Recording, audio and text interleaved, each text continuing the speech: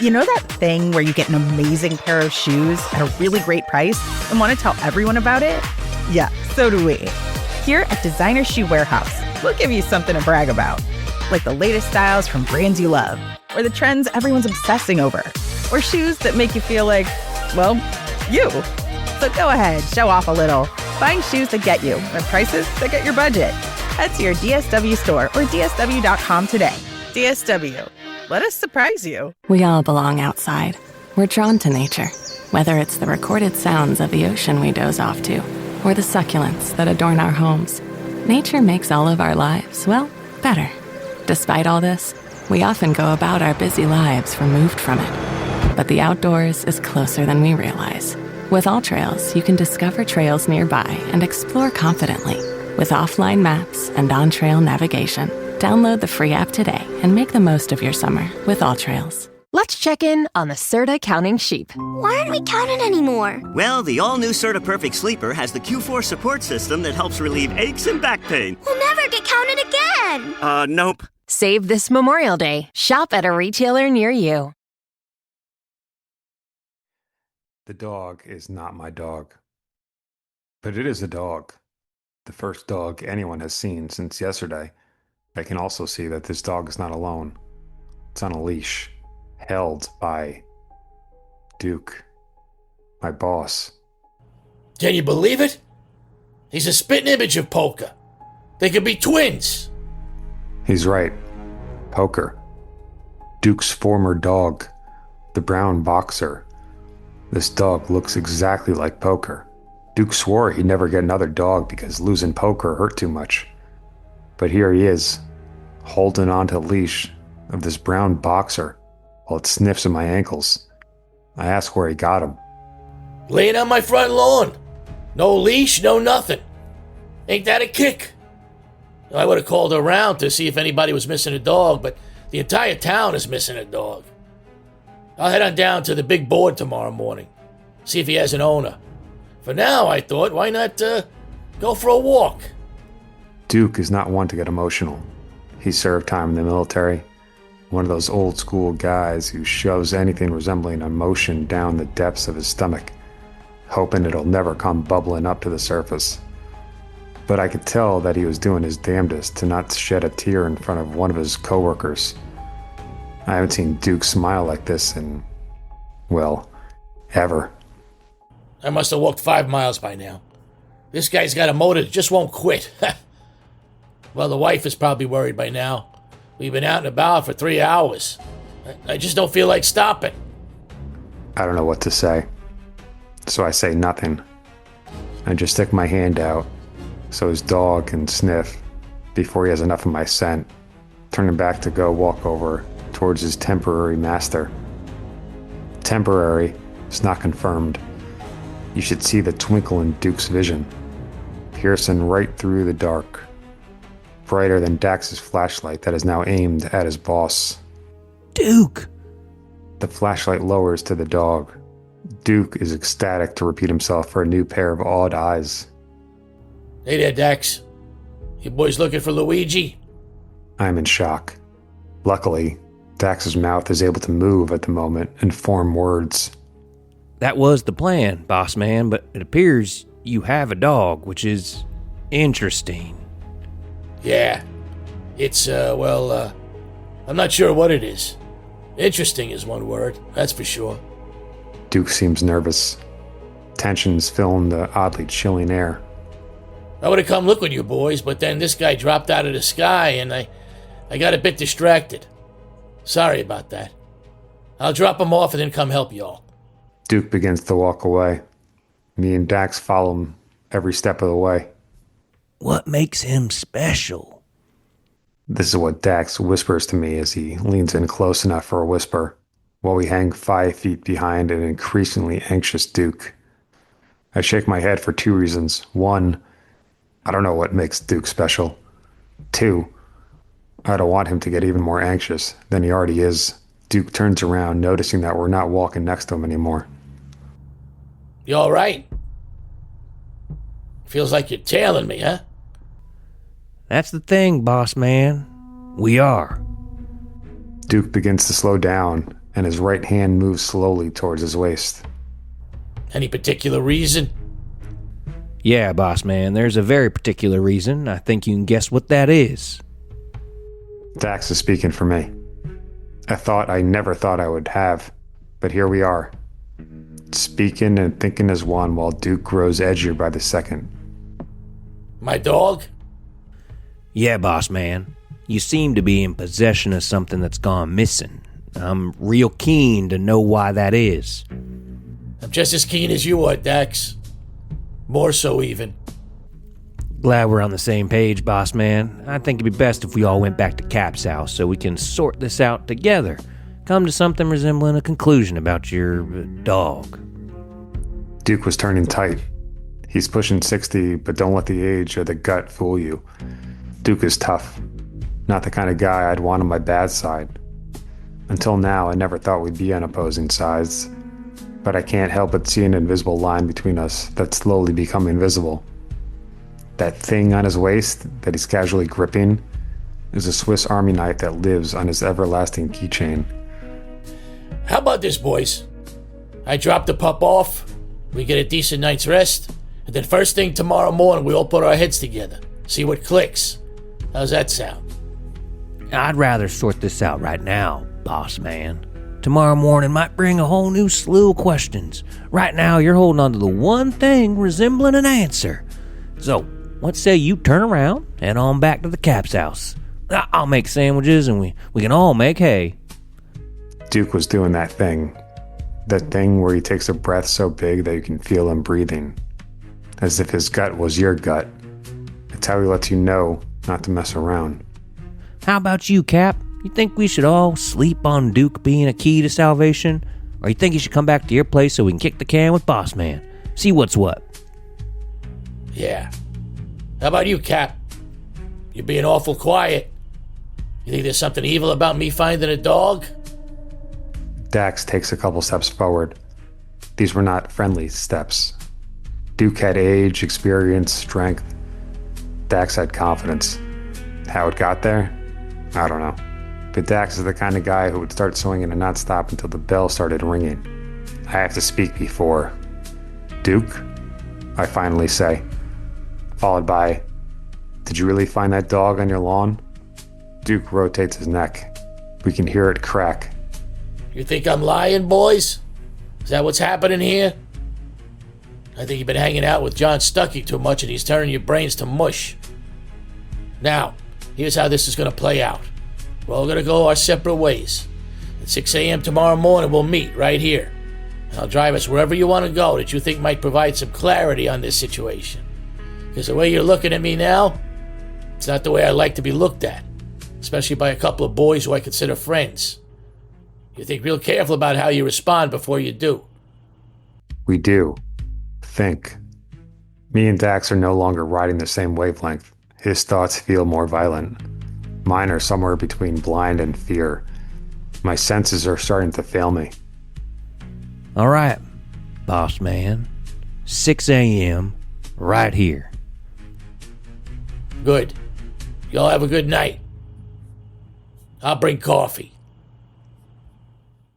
Me and Dax watch him and his dog walk inside of his house. We turn to look at each other. I expect Dax to say something, to enlighten me with another theory. He stays quiet and begins walking back to my house. It does not escape me that tonight is the perfect weather for a walk. A scorcher of a summer makes you look forward to even the slightest of chills in the air. Tonight, the temperature is dialed down to the perfect amount. It's got to be at least 30 degrees cooler than it was this afternoon, when I was still somewhat sane, before the pale horse rode over my common sense and Duke found a dog. My brain switches gears to something truly terrifying.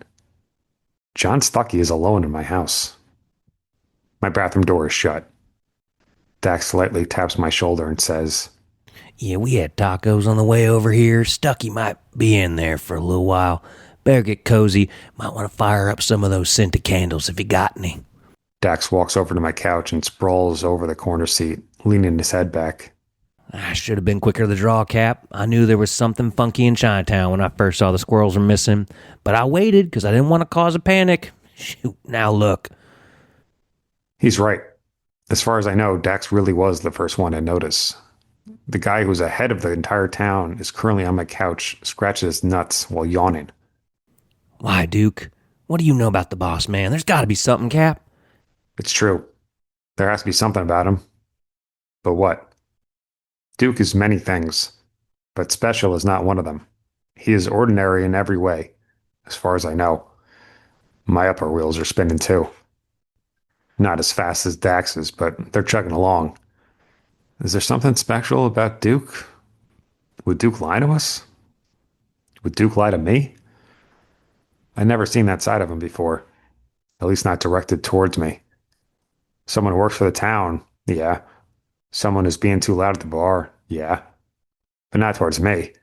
That dog showed up on his front lawn. I'm not saying any of this out loud because I'm a little worried Dax might do something stupid. If there was ever a time to not be stupid, it was right now, when common sense had gone AWOL. What's the pattern? Squirrels, birds, dogs? There's a thread, Cap. There's always a thread. My lack of a response is derailed by a nearby flush and the opening of my bathroom door.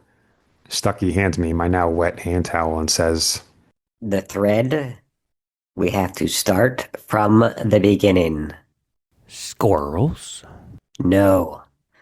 That was the first thing we noticed. But what went missing first? Fish. The word somehow stretches and wraps around my face. Either my living room is a cave or John Stucky is an oracle. Both possibilities terrify me. It was a Tuesday.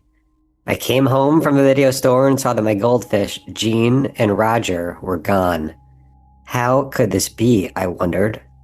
Had Grandma found them belly up and plopped them into the toilet? No way. Gram is a twisted minx, but she would never dare to flush my gold without my approval. That occurred on July 28th, 2 weeks prior to Dax informing me about the squirrels. The truth, comrades, is that this extinction has not been a sprint. It has been a crawl. We are the frogs in the pot of boiling water, slowly being burned alive. Frogs are gone too, FYI. Dax pulls out another can of tuna. We all stare at it before Dax announces, You better save this one. I open my fridge to grab an apple and then head for the front door. Dax asks where I'm going. Town Hall, I tell him. Town Hall? Cap, that's got to be 10 miles from here. Good, I say, putting on my hunting hat. I could use the exercise. And for the love of God, John. Stucky turns to me so I can tell him, eye to eye. Light a match.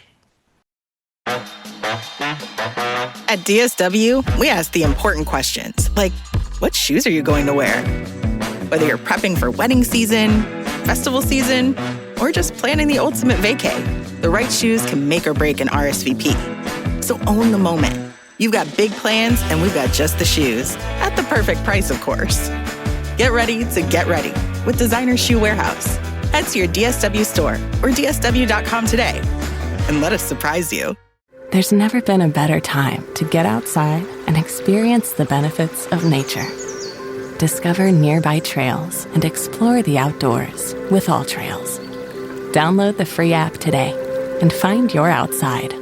Let's check in on the Serta counting sheep. Hey, Uncle Number One, why aren't we counting anymore? Long ago, Serta invented the perfect sleeper mattress. Oh, no. Oh, yes. It says the all-new Serta Perfect Sleeper with the Q4 support system has 4-in-1 perfectly interlinked coils that help relieve aches and back pain for perfect sleep night after night. We'll never get counted again. Nope. Serta, we make the world's best mattress. This Memorial Day, save on Serta Perfect Sleeper X at a retailer near you. Fear does the body good. I don't know what mile I'm at so far, but I haven't stopped yet. Last month, I'd get winded walking to my truck. This is what fear does to your mind, body, and potentially soul. It pushes you beyond what you assume to be your limits. I'm gonna find my wife. I'm gonna find my dog.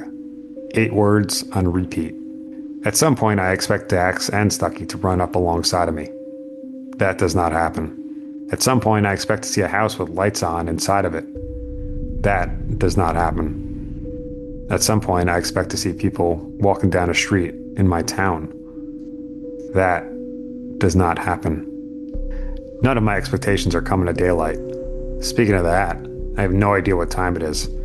My watch definitely didn't freeze at 2:37 a.m.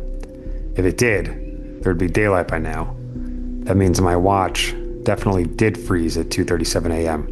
This feels important. Everything feels important when nothing makes sense.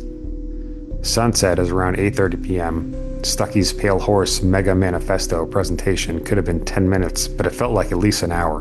What constitutes for a downtown in Granbury should be up and running soon. People need their morning coffee, their morning paper, their morning bacon, eggs, cheese, their morning trash being picked up. For reasons my waking dream state of mind can't piece together yet, I feel better outside. This is not a new feeling. It's the same reason I'd give my wife when she asks why I wouldn't want some cushy security job as opposed to back-breaking manual labor. Because nature heals the potential soul. The odds of spotting something on this walk is a hell of a lot higher than spotting something well inside of my house. The something that can be spotted beats the hell out of me. No, it's not what I can see. It's what I can't see. What's missing?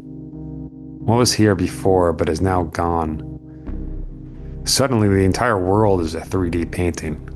Only I don't have time to stop and look at every single thing and figure out what's wrong with it. Downtown isn't far. The deafening quiet makes the puzzle pieces slide away from each other. I hear a bell. I turn, and it's someone on a bike, dressed in all black, except for the face. The face is a white mask. They pull up across the street from me and use their glare as night vision. I stop too. I ask if we know each other. He puts one finger up to the lip of his mask and keeps it there for a couple seconds. Then he lifts his foot and rides away into the opposite direction. Perfect. As if the air didn't have enough fog floating in it. I can see Town Hall, but I keep a wide eye in the sky. I can't shake the sight of Fred being entranced by the big blue above. That takes the cake and eats it too. Of all the people I've met in this town, he's by far one of the most sensible. The kind of guy you'd hope to run into when all the crap hits all the fans. I remember when we'd cross paths while I was walking Luigi. He'd be out smoking a cigar. His only vice, he said. The vice that his wife had been hoping he'd quit it for decades. Fred would always offer me cigars, but I never took him up on it. I didn't feel bad then. I do now. The only voice I've got is my own, which is speaking in a foreign language. I check my watch again. Maybe time will start up. Maybe everything will go back to how it used to be. Maybe tomorrow won't be a new day. Maybe is all I have right now. Maybe it's the fear. Maybe it's the mystery of the unknown. When your life up until now has been nothing short of ordinary, the idea of mystery can grow wings and fly out of reach. Whatever the cause, the next thing I do is something I haven't done in a long time. I shiver. I am the only person walking around downtown. Eureka. On the corner. A light. I go right towards it. Lucy's Diner. It's open. One of our town staples. The morning rush day would, under normal circumstances, be a mad dash to get one of the 8 booths or maybe some counter space. Normally, you'd give your name and then wait 10 to 15 before you got a seat. Normally, it'd be 20 minutes until a waitress even knew you were inside. Normally, the dozens of conversations happening all at once would become one soothing line of static. Normally, I'd be salivating to get Sunnyside eggs with ham and hash browns. Today, when I walk in, I'm the only one. 2 waitresses stand up to look at me as if I have 3 heads. There's the older waitress, Dottie, and the younger waitress, Scarlett. Where is everyone? I tell her I don't know. Dottie asks if I saw anyone inside. I tell her I didn't. That's not entirely true. There was that guy on the bike, in the mask. But now it doesn't feel like the time to bring that up. Just me, I tell them. They both slink back into their seats. I sit down at the corner counter stool, exhausted. Dottie tells me that the only thing they have is coffee. The cooks didn't show up. I say nothing. I just shake my head. Scarlett is a senior in high school. There's something about kids when they're scared. Suddenly the weight jumps onto your shoulders. Dottie comes over and pours me a cup of coffee. Milk? Sugar? Sure, I tell her. Anything resembling normal is soothing to her and me. All the radio stations are out, but the mayor is supposed to make an announcement. I watch the milk turn my coffee from black to brown. It's hypnotic. Anything and everything feels like a potential puzzle piece. I pick up my cup and very lightly move it in a circle, letting the coffee wash up to the edge of my lid. There's a slight buzzing. I instinctively swat near my ear, but I don't spot a fly anywhere. The caffeine is like dynamite to my skull. It blasts itself from my lips all the way to my pot-boiled brain. Oh my goodness. Do you think it's true? Do I think what is true? There's a brief muffling of words on the radio. Scarlett quickly tries to tune it, as if the slight nudge towards the right or left will part the wavelength and create coherence. It does not. Come on, please. I asked Dottie what she meant by that question. Do I think what is true? You know. Dottie points up to the ceiling. I contemplate whether to tell them about Duke's dog. Where does that rank on what I've seen over the past 48 hours? And what about Dax? Tell me that his car floated? The pale horse? I can't even remember anything they told me about the book. It all feels like water hitting the sand, disappearing in front of my eyes while my body dissolves. I've been at Lucy's Diner hundreds of times, and somehow this feels like my introduction. I'm seeing things I've never seen before. The rustic copper hands on the crooked clock above the window in the kitchen. The blue sun in the hand-drawn picture by Lucy's grandson. The tiny tattoo of a wave on Scarlett's wrist. The impending invasion of gray hairs above Dottie's ears. I tell them I'm going to go to town hall and wait for my wife. She told me that's where she's going to be. I tell them she'll figure this all out. They tell me to come back if I hear anything. I say that I will. You promise. I do, I tell her. While placing my empty coffee cup down at the counter, I leave behind a $20 bill. If I had more on me, I would have left more. As I begin to walk away, I can hear Scarlett turning the dial on her radio. Dottie eagerly awaits a human voice. Nothing but static.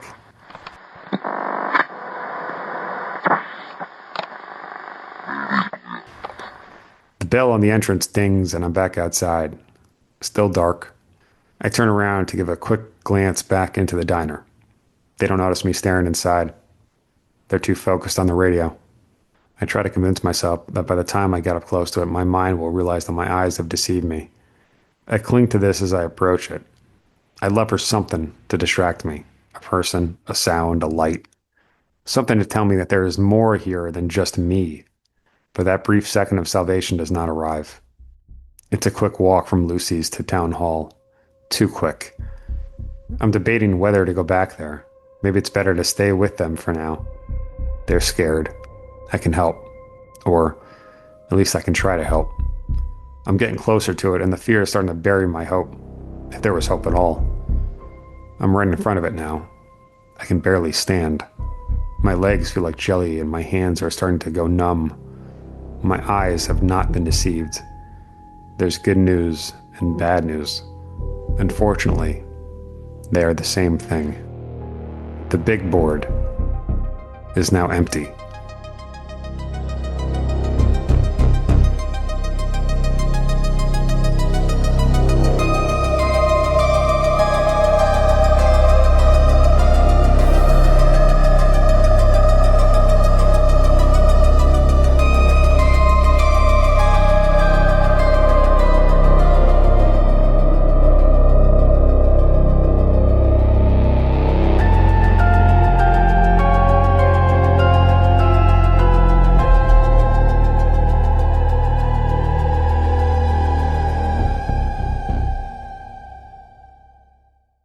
There's never been a better time to get outside and experience the benefits of nature. Discover nearby trails and explore the outdoors with AllTrails. Download the free app today and find your outside. Let's Let's check in on the Serta counting sheep. Hey, Uncle Number One, why aren't we counting anymore? Long ago, Serta invented the perfect sleeper mattress. Oh, no. Oh, yes. It says the all-new Serta Perfect Sleeper with a Q4 support system has 4-in-1 perfectly interlinked coils that help relieve aches and back pain for perfect sleep night after night. We'll never get counted again. Nope. Serta, we make the world's best mattress. This Memorial Day, save on Serta Perfect Sleeper X at a retailer near you. Thank you for calling the Bombas Comfort line. Bombas make socks, slippers, tees, and underwear made with the highest quality materials. Press 1 for comfort, 2 for style, 3 for donation. You chose style. Bombas has styles for whatever you enjoy. You can run in Bombas, lounge in Bombas, dress them up, dress them down, but always give back in Bombas. Because with every item purchased, another is donated. Bombas, comfort worth calling for. Go to bombas.com/audio and use code AUDIO for 20% off your first purchase. That's BOMBAS.com and use code AUDIO.